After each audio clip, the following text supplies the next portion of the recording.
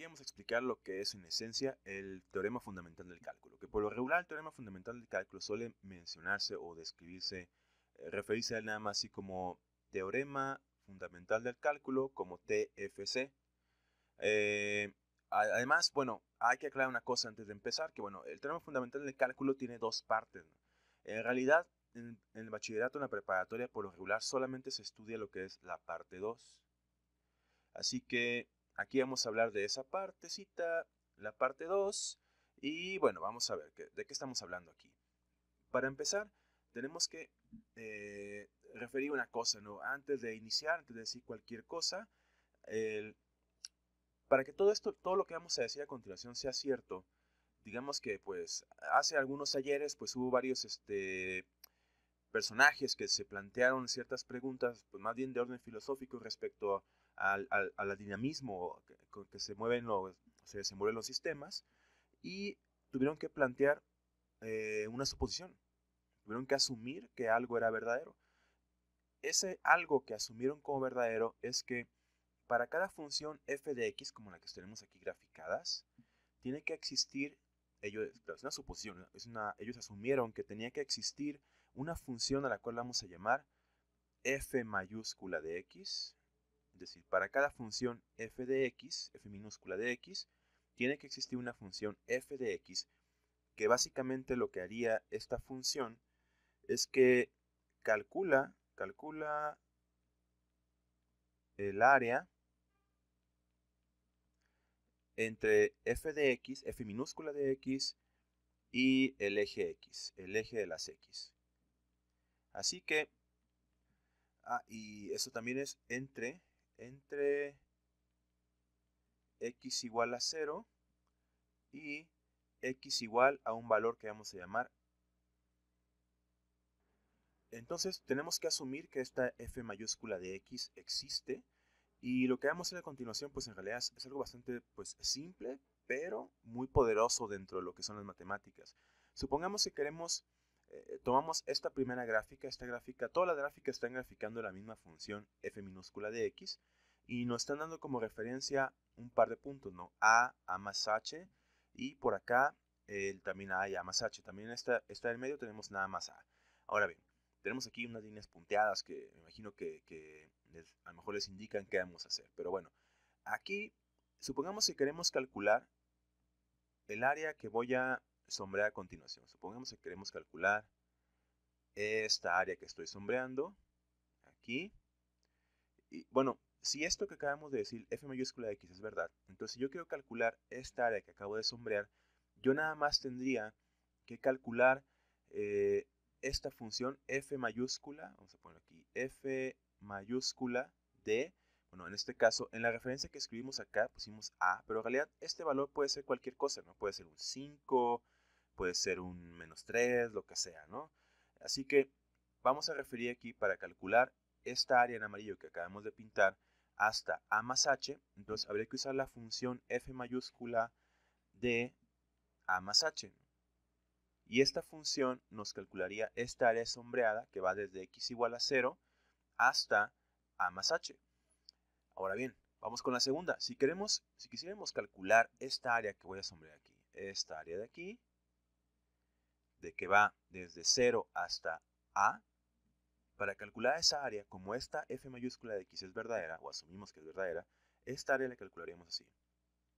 Sería f mayúscula de a. Muy bien, ahora, en la tercera gráfica tenemos algo que pues parece como que no cambia nada, ¿no? Pero ¿qué tal si le añadimos un detallito, ¿no? ¿Qué tal si yo quisiera calcular para esta función, esta gráfica, que yo quisiera calcular esta área que voy a sombrear a continuación? Que yo quiero calcular esta área, ¿no? Si yo quiero calcular esta área solamente, entonces, bueno, esta función f de x pues no nos sirve para calcular de entre un punto cualquiera hasta otro punto cualquiera que son diferentes de x, ¿no? Siempre tiene que ser de 0 hasta el valor a que queremos calcular. Entonces, con esta función f de x por sí sola no podríamos calcular esta área en específico que estamos buscando.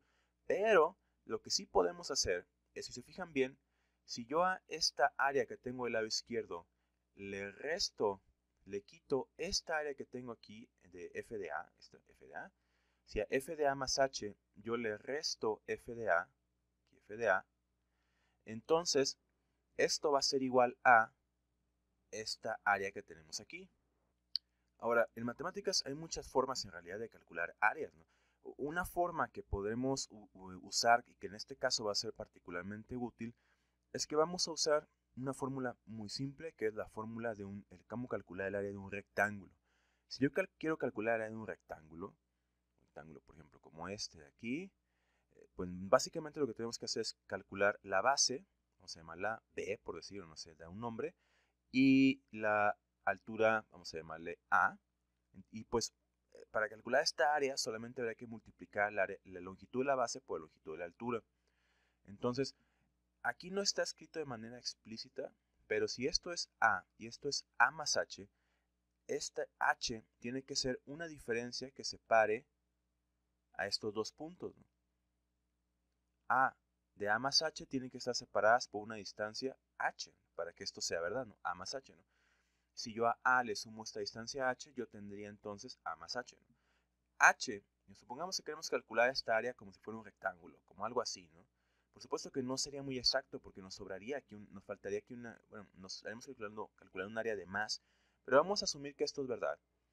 Y vamos a decir, bueno, pues vamos a calcular esta área asumiendo que es como un rectángulo, ¿no? Pero, bueno, H sería nuestra base, sería aquí H, nuestra base, y luego, ¿qué sería nuestra altura, no? Eso va a depender, pues, de cuánto mide H, ¿no? Vamos, H siempre va a estar por aquí, aquí arriba en este punto. Entonces, si quisiéramos calcular la altura de este rectángulo, tendríamos que calcular aquí f de a más h, f de a más h.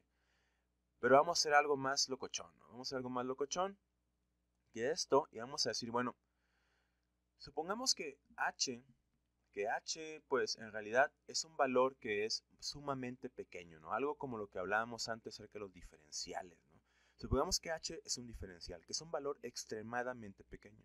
Si h es extremadamente pequeño, entonces esta distancia que separa a de a más h se reduciría muchísimo, ¿no?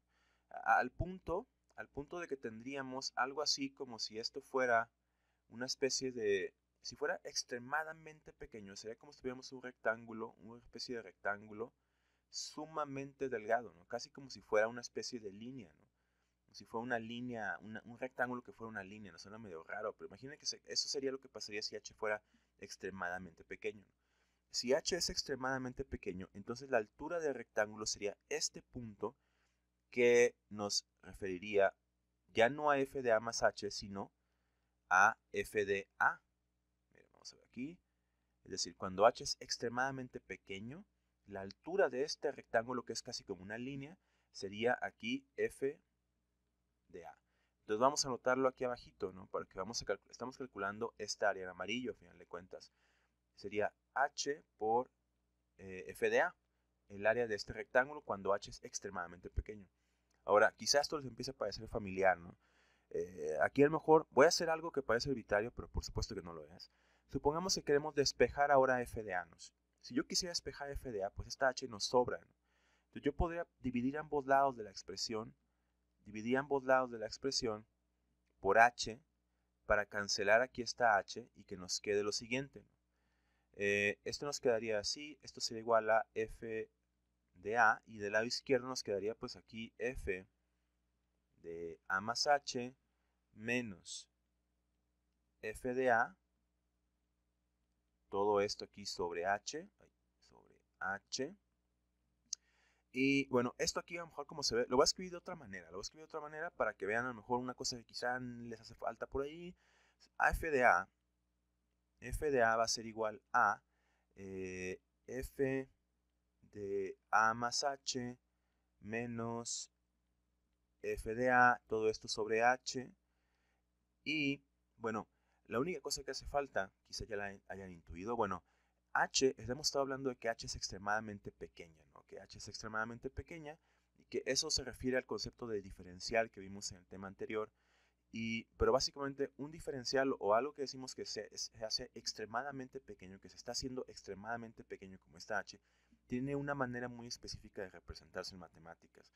Eso es a través de algo que se conoce como un límite. Lo voy a poner aquí hasta con otro colorcito. Estamos hablando cuando aproximamos a un valor muy pequeño o a un valor muy específico. Aquí en este caso cuando h se aproxima a 0, estamos hablando de un límite. Y esto que tenemos aquí, voy a enmarcarlo así muy bonito, pues ya me imagino que se darán cuenta, esto es la definición de la derivada, ¿no? Esto es la definición o el concepto, la definición o concepto de la derivada, ¿no? Y es precisamente, esto que acabamos de explicar, es precisamente lo que une esta idea de que lo que esto está diciendo aquí es que si yo tengo una función f de x que me calcula el área entre f de x y el eje x entre unos valores, entre 0 y un valor a, si yo a esta f de x le aplico esto que es una derivada, yo voy a obtener ahora la función f minúscula de x, ¿no? Que es la original que tenemos aquí graficando, ¿no? Dicho de otra forma, voy a bajar un poquito la pantalla para que veamos algo que es otra manera de visualizarlo. Si yo dijera, bueno, yo tengo aquí mi f de x mayúscula, esta función me calcula el área entre una función f minúscula y el eje de la x. Si yo a esta función le saco la derivada, que es en esencia esto mismo que estamos diciendo, ¿no? A f mayúscula le sacamos la derivada con esta definición de derivada y llegamos a una f minúscula.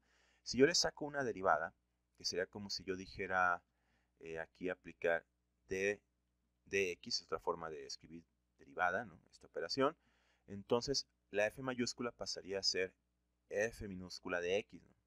A su vez, si yo a esta f minúscula de x la aplico lo que vamos a ver ahora, que es la antiderivada, una antiderivada,